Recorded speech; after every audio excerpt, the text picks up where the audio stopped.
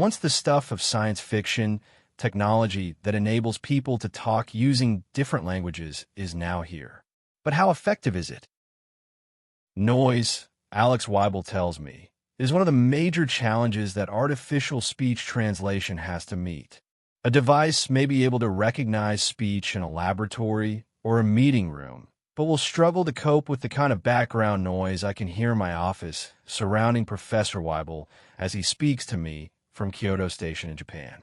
I'm struggling to follow him in English on a scratchy line that reminds me we are nearly 10,000 kilometers apart, and that distance is still an obstacle to communication even if you're speaking the same language as we are.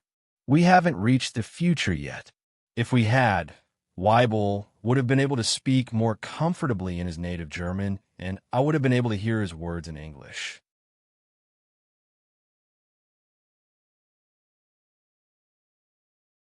At Karlsruhe Institute of Technology, where he is a professor of computer science, Weibel and his colleagues already give lectures in German that their students can follow in English via an electronic translator.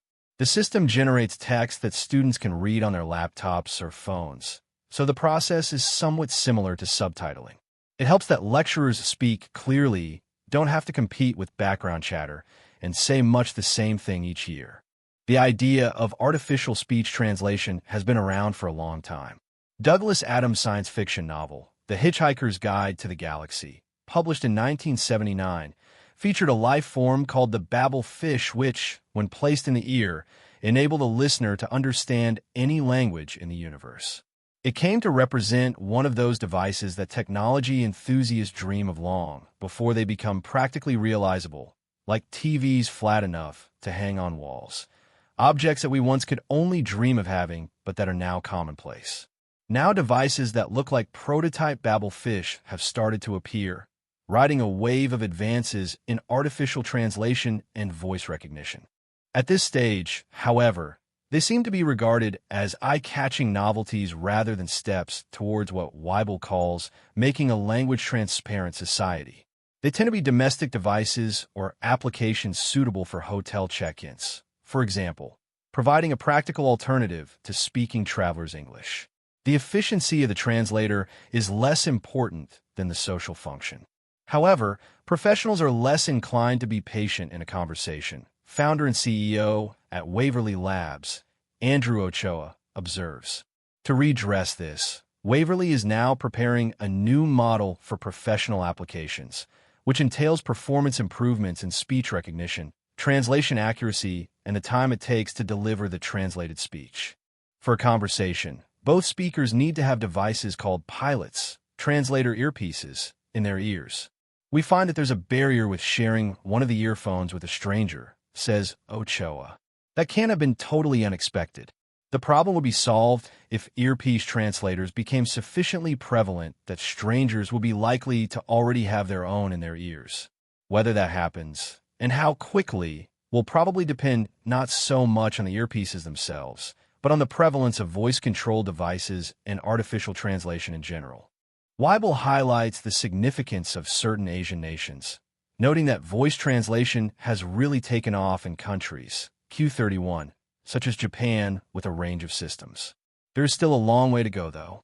A translation system needs to be simultaneous, like the translator's voice speaking over the foreign politician being interviewed on the TV, rather than in sections that oblige speakers to pause after every few remarks and wait for the translation to be delivered. It needs to work offline for situations where internet access isn't possible and to address apprehensions about the amount of private speech data accumulating in the cloud, having been sent to servers for processing. Systems not only need to cope with physical challenges such as noise, they will also need to be socially aware by addressing people in the right way. Some cultural traditions demand solemn respect for academic status, for example, and it is only polite to respect this. Etiquette-sensitive artificial translators could relieve people of the need to know these differing cultural norms. At the same time, they might help to preserve local customs, slowing the spread of habits associated with international English, such as its readiness to get on first-name terms. Professors and other professionals will not outsource language awareness to software, though. If the technology matures into seamless, ubiquitous artificial speech translation, it will actually add value to language skills. Whether it will help people conduct their family lives or relationships is open to question. Though one noteworthy possibility is that it could overcome the language barriers that often arise between generations after migration, leaving children and their grandparents without a shared language. Whatever uses it is put to, though, it will never be as good as the real thing. Even if voice morphing technology simulates the speaker's voice, their lip movements won't match, and they will look like they are in a dubbed movie. The contrast will underline the value of shared languages and the value of learning them. Sharing a language can promote a sense of belonging and community, as with the international scientists who use English as a lingua franca, where their predecessors used Latin. Though the practical need for a common language will diminish, the social value of sharing one will persist. And software will never be a substitute for the subtle but vital understanding that comes with knowledge of a language.